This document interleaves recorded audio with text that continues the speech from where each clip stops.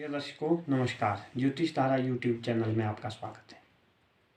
राजयोगों की इस सीरीज में आज हम बात करेंगे कुंडली में बढ़ने वाले अध्यापक योग के बारे में। जो जातक एजुकेशन की फील्ड में जाना चाहते हैं या अध्यापक बनना चाहते हैं, यह आज का कार्यक्रम उनके लिए है।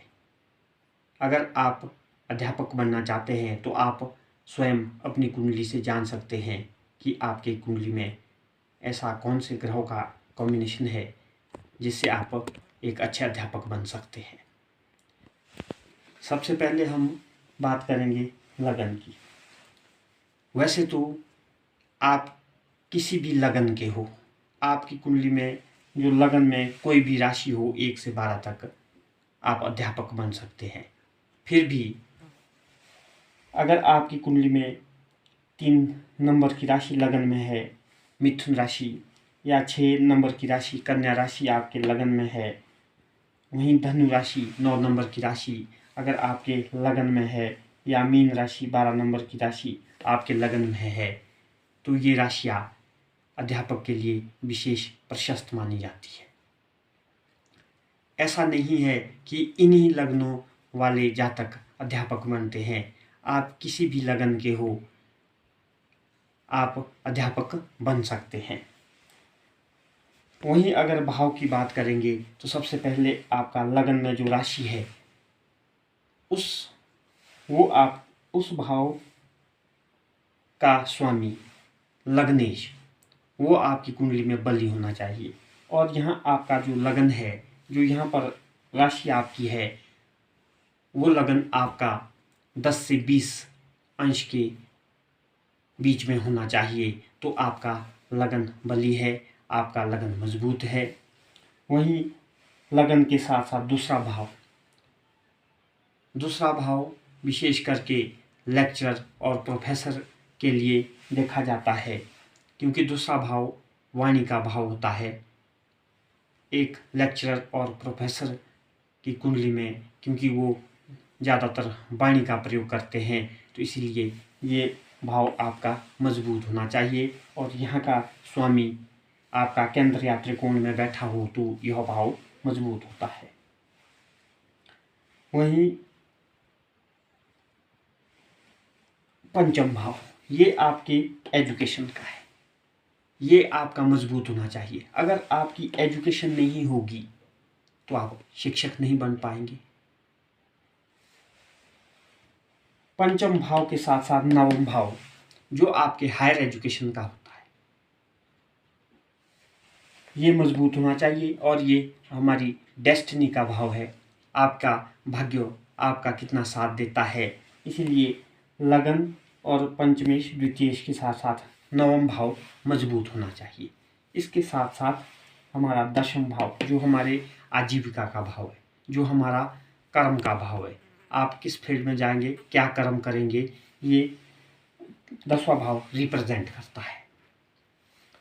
वहीं अगर ग्रहों की बात की जाए तो इसमें मुख्यतः 2 ग्रह हैं, जो बुध और बृहस्पति।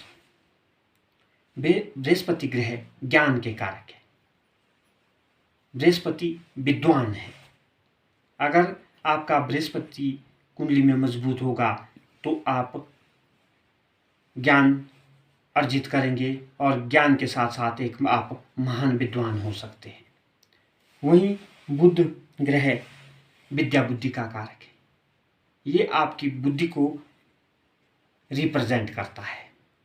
बुद्धि के साथ साथ पढ़ाई, शिक्षा आप कितनी अर्जित करेंगे, ये आपको बुध ग्रह रिप्रेजेंट करता है। अब बुध और बृहस्पति कुंडली में मजबूत होना चाहिए। बुध और बृहस्पति अगर इन 2 ग्रहों का या बुध या बृहस्पति या लगन में हो या दशम भाव में हो तो ये शिक्षक के लिए अच्छे माने जाते हैं।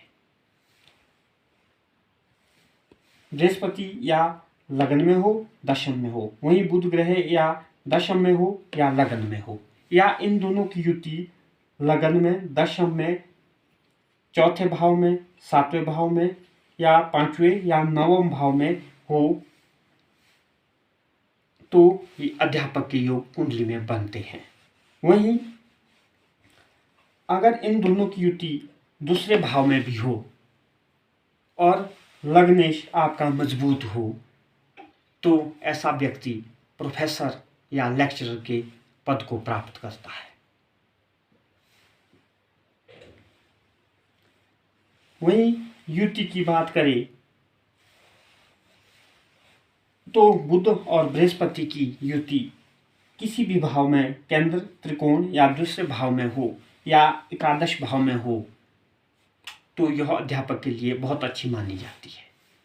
वहीं सूर्य और बृहस्पति को अध्यापक योग माना जाता है, शिक्षक योग। अगर यह शिक्षक योग पंचम भाव में या एकादश भाव में हो तो ऐसा जातक एक अच्छा शिक्षक होता है। वह शिक्षक के उच्च पद को प्राप्त करता है, जैसे प्रोफेसर या लेक्चरर या प्रिंसिपल की पोस्ट से रिटायर होता है। अब बुध और बृहस्पति आपके मजबूत होने चाहिए। ये आपके अंश बल से मजबूत होने चाहिए। स्वराशि के हो यानी अपनी राशि के हो तब ये मजबूत होते हैं, या अपनी उच्च राशि के हो तब ये मजबूत होते हैं, या कारक हो, जिस भाव में बैठे हो उस भाव के कारक हो,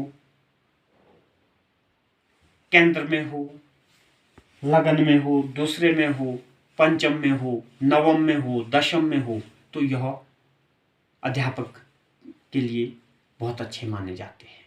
तो दर्शकों, ये था कुंडली में बनने वाला अध्यापक योग। किस तरह से बनते हैं आप भी अपनी कुंडली देख करके स्वयं जान सकते हैं कि आपकी कुंडली में अध्यापक योग है। कुछ इस तरह से ही आज के कार्यक्रम को विराम देते हैं। नमस्कार।